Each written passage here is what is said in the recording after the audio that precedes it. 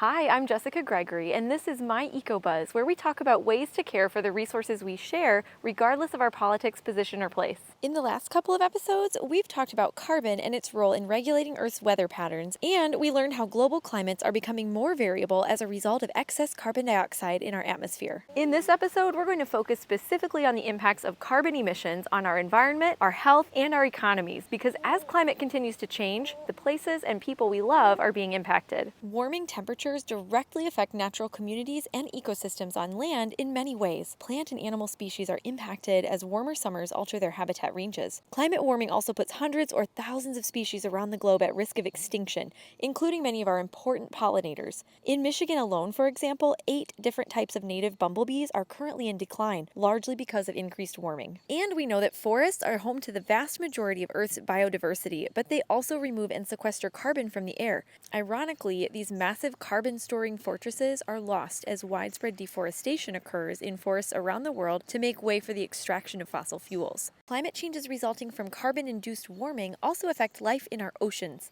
Carbon dioxide in the air dissolves into the water, creating a more acidic environment. As a result, the calcium carbonate shells of organisms like corals and shellfish become thinner or stop growing altogether, often resulting in the organism's death. This is why the vast majority of Earth's coral reefs are dying or are currently in decline. Most notably, though, are the direct effects of climate change on humans and our health. Climate change is already resulting in a rise in extreme weather events like storms, wildfires, and flooding, daily affecting millions of people around the world. In 2020, the United Nations Office for Disaster Risk Reduction published a study documenting that the number of recorded climate-related natural disasters and extreme weather events more than doubled between 2000 and 2019 compared to the previous 2 decades, directly affecting over 4 billion people. 2022 was one of the Earth's warmest summers ever recorded, with the U.S. alone breaking over 7,000 daily temperature records. The number of extreme heat days experienced around the world already puts millions of the young, the elderly, and the infirm at risk each year, and climate change further enhances these risks. And finally, air pollution is predicted to worsen with warming. Since the extraction and use of fossil fuels accounts for around 3/4 of global carbon emissions, it is the primary source of air pollution. Vehicle and industry emissions also release carbon dioxide, methane, and other toxic gases into the air that create smog and contribute to serious health conditions like asthma and cancer, among others.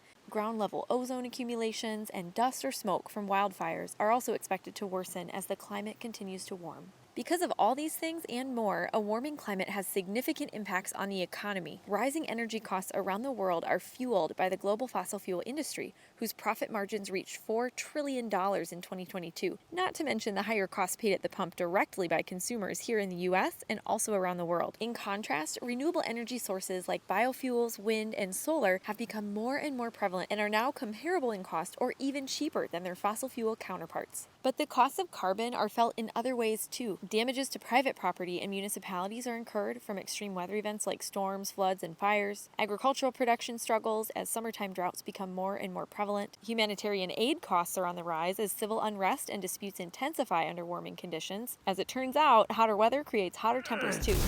Not least of all is the cost to human life from climate-related impacts such as extreme weather, heat waves, and droughts. And this cost is felt most strongly in low-lying, low-income countries, even though they're the smallest contributors to global carbon emissions. So there's a social justice cost of carbon as well. So how can we quantify the cost of carbon?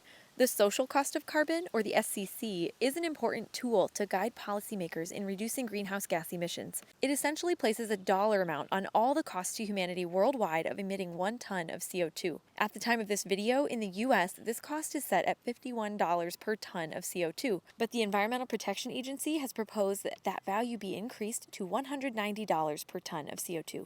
There is some controversy surrounding the use of this metric because of the way it uses income to measure the value of human life, not to mention whether human life can or should be quantified with a dollar amount in the first place. With that said, assigning a cost to carbon emissions at the federal government level has been effective in lowering the emissions in dozens of other countries, at the very least indicating the need for continued discussion.